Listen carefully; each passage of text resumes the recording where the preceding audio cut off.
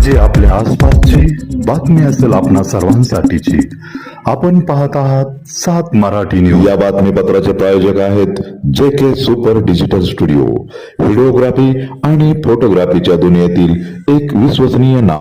Land झालंय पाटणला आणि 4 जणांचा जीव गेल्याची भीती व्यक्त केली जाते। NDRF रेस्क्यू करतंय, पण सगळीकडे तशीच परिस्थिती दिसते। ताम्हिणी घाट बंद करण्यात आलाय, पुण्याहून कोकणात जाणारं सगळी वाहतूक जी आहे ती बंद आहे। मुंबईला जाणारे सगळे मार्ग पूर्णतः बंद झाले। तुम्ही हे कशाचं द्योतक समजताय? नॅचरल कॅलॅमिटी जरी असली तरी पर्यायी मार्ग नसणं किंवा हेल्पलेस होणं नागरिकांनी मोठी नाराजी व्यक्त करतायत सगळे नागरिक। रेल्वे स्टेशन्सला अडकून पडलेले, SP स्टँडला अडकून पडले। नाराजी तर रास्तच आहे, पण सुरक्षिततेबद्दल कोण विचार करतंय? एवढे मोठे इन्फ्रास्ट्रक्चर प्रोजेक्ट्स हे सरकार करतंय, सातत्याने इन्फ्राचं आमचं सरकार आहे सांगणारं हे सरकार, त्याच्यात जर सुरक्षितता किंवा पर्यावरणाचा विचार नसेल तर उपयोग काय आहे? एक पाऊस पडलाय आणि पूर्णपणे महाराष्ट्र पॅरलाइज झालेला आहे अशी परिस्थिती सगळ्या चॅनल्सच्या माहितीवरनं आपल्याला दिसते। आज तुम्ही पुण्याच्या स्टेशनला जा, ST स्टँडला जा, शाळा बंद आहे, कॉलेज बंद आहे, हे मी समजू शकते, पण कनेक्टिव्हिटी पुणे आणि मुंबई ही एवढी महत्त्वाची शहरं आहेत, त्याच्यात कनेक्टिव्हिटी बंद होणं हे धक्कादायक आहे। म्हणजे पुण्या मुंबईमध्ये सेशन चालू आहे, सेशनला आमदार पण आज पोचणार आहेत का नाही देवालाच ठाऊक।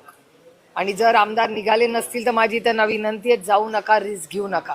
पण जर आमदार खासदार लोकप्रतिनिधी विधान भवनला पोचू शकत नसतील, तुम्ही विचार करा, एखादी इमर्जन्सी असेल, एखादा डॉक्टर असेल, कुणाची फ्लाईट असेल, कुणाच्या शिक्षणाची कामं असतील, एवढी कामं असतात, त्याच्यासाठी कोणी मुंबई पुणे प्रवास करू शकत नाही। आणि मुंबई पुणे प्रवास करण्यासाठी 3 रस्ते, एक रस्ता नाही आहे, 3 रस्ते। एक ताम्हिणी घाटातून तुम्ही जाऊ शकता, तो बंद, मिसिंग लिंक म्हणे तो बंद।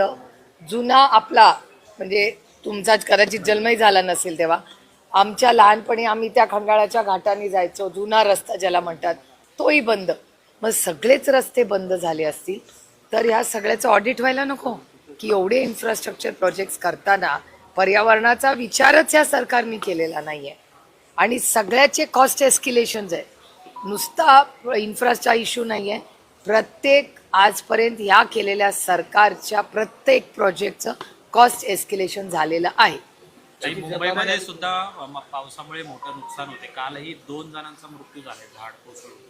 तिथे सुद्धा महानगरपालिकेने पूर्वतयारी केली होती का नाही, असं सुद्धा प्रश्न नाही, अर्थातच कसं आहे, आज सत्तेमधले सगळे लोक फक्त 70 वर्षाचा हिशोब काढतात, ह्यांच्या 10-12 वर्षाचा हिशोब कोण देणार? आता झालं ना 12 वर्ष सत्तेमध्ये येऊन, आणि गल्लीपासून दिल्लीपर्यंत त्यांचं सरकार आहे, आणि ज्या पद्धतीने हानी होते याचं उत्तर द्यावंच लागेल या सरकारला।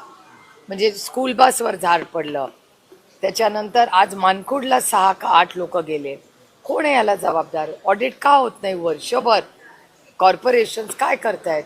पक्ष फोडा, घरं फोडा, आणि ज्या पद्धतीने आज विरोधी पक्ष फोडण्याचं पाप सातत्याने होत आहे, ह्याच्यासाठी या सरकारला वेळ असतो। पण सर्वसामान्य मायबाप जनता, ज्या जनतेने ह्यांना सो कॉल्ड मतदान केलं असं ते म्हणतात, मग त्यांच्यासाठी हे सरकार कधी उपलब्ध असतं? याच पालिकेत आलेला पुण्यात सुद्धा 97 ठिकाणी झाडं पडलेली आहेत। खरं तर हे सगळे जुने झाडं आहेत, मुख्य शहरातले आहेत, त्याचं सर्वेक्षण होणं गरजेचं होतं। पालिका नुसतं सर्वेक्षण नाही, अनेक ठिकाणी रस्त्याचं रुंदीकरण झालेलं आहे, त्याच्यामुळे अनेक ठिकाणी झाडं पडलेली आहेत। तर जेव्हा तुम्ही रुंदीकरण करता तेव्हा झाडांचं प्लॅनिंग नाही का होत? हा पण एक मोठा प्रश्नच आहे ना। म्हणजे ह्यांचं जे प्लॅनिंग आहे, ह्यांचं इन्फ्रास्ट्रक्चर म्हणजे कॉन्ट्रॅक्टरांची लाड, आणि सातत्याने त्यांच्या परिस्थिती किंवा भावना सामान्य माणसात येत आहे, तुम्ही सगळं चेक करा, हीच भावना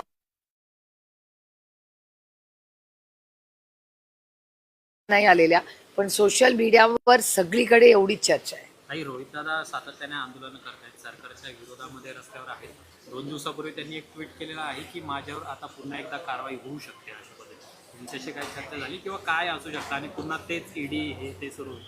आम्हाला आईस म्हणजे इन्कम टॅक्स, CBI आणि ED विरोधी पक्षात असला की हे होतेच, आणि तुम्ही त्यांच्यामध्ये गेला की ते वॉशिंग मशीन होतं, आता डेटाच आहे ना, तर ही जुनी गोष्ट झाली या देशात।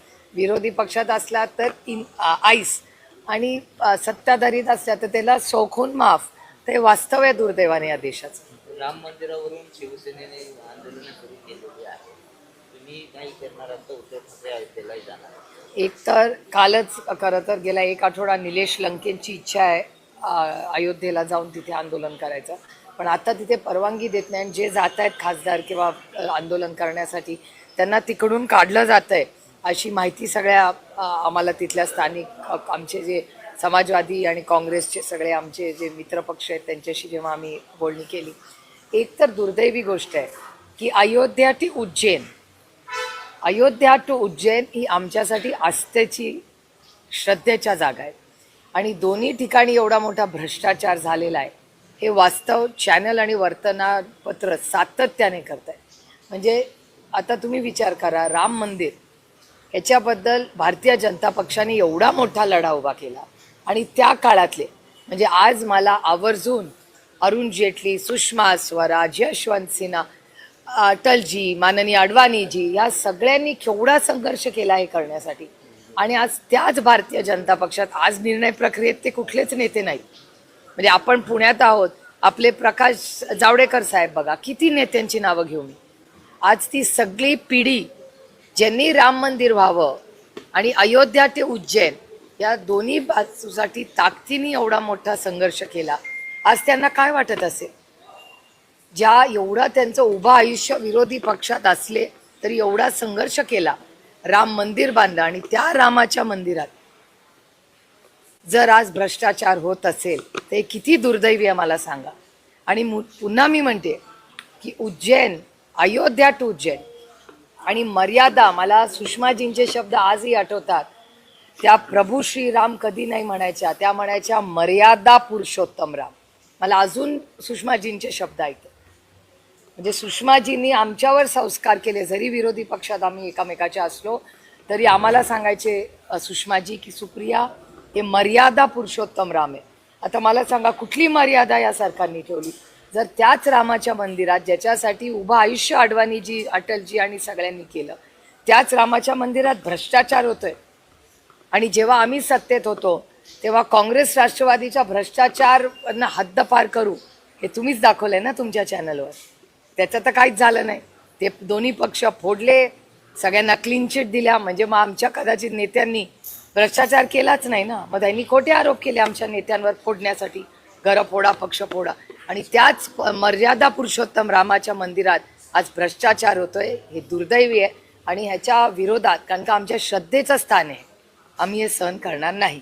पण काल काही गोविंदगिरी महाराजांनी स्पष्टीकरण दिलं, पत्र काढलेलं, त्या संदर्भात काय भूमिका कसली? आम्ही वास्तव सांगतोय. आम्हाला जे वास्तव वर्तमानपत्र, TV, उत्तर प्रदेश आणि केंद्र सरकारचं जे वास्तव TV वर आणि वर्तमानपत्रात दिसतंय त्याच्यात तुम्ही तर काल व्हिडिओ दाखवले तुमच्या चॅनलवर पैसे लपवताना.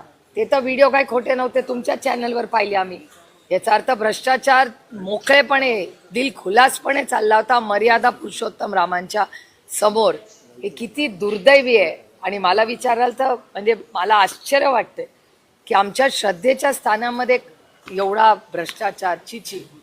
याच्यासाठी नाही हो अटलजींनी आणि अडवाणीजींनी एवढा संघर्ष केला. गोविंदगिरी महाराज जे आहेत ते मंदिर उद्घाटनावेळी याचं श्रेय घेत होते, मात्र कालच्या त्यांच्या स्पष्टीकरणात ते असं म्हणतात की मी नामधारी कोषाध्यक्ष आहे, माझ्याकडे याचा कुठला हिशोब नाही, मी प्रवासात असतो, मी प्रवचन करत असतो. याचं उत्तर सगळ्यांना उत्तर प्रदेशमध्ये जे जे कोणी त्या प्रशासनात आहेत त्यांना ह्याचं उत्तर द्यावं लागेल. आणि हा पार्लमेंटमध्ये आम्ही ताकदीने हा इश्यू, आता पार्लमेंट सुरू होत आहे 20 तारखेला, आम्ही हा मुद्दा ताकदीने मांडणार आहे. मी इंडिया अलायन्सच्या मीटिंगमध्ये विनंती करणार आहे की इंडिया अलायन्सनी हा आमचा श्रद्धेचा आणि आस्थेचा विषय अयोध्या टू उज्जैन मध्ये झालेला भ्रष्टाचाराचं उत्तर भारतीय जनता पक्षाला द्यावंच लागेल.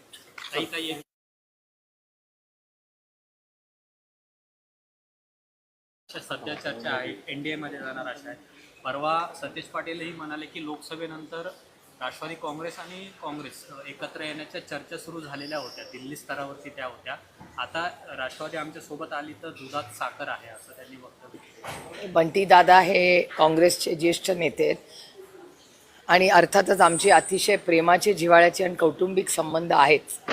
पण त्याचबरोबर काँग्रेस, राष्ट्रवादी काँग्रेसने गेले 27 वर्ष एका विश्वासाच्या आणि प्रेमाच्या नात्याने आम्ही एकत्र काम केलेलं आहे आणि करतही राहू. आणि बाकीच्या ज्या चर्चा मी वर्तमानपत्रात किंवा चॅनल्सवर ऐकते किंवा वाचते त्या माझ्यापर्यंत आलेल्या नाही आहेत. त्याच्यामुळे तुमच्या सूत्रांनी तुम्हाला काय सांगितलं हे मला माहिती नाही. पक्षामध्ये ही कुठलीही चर्चा नाही.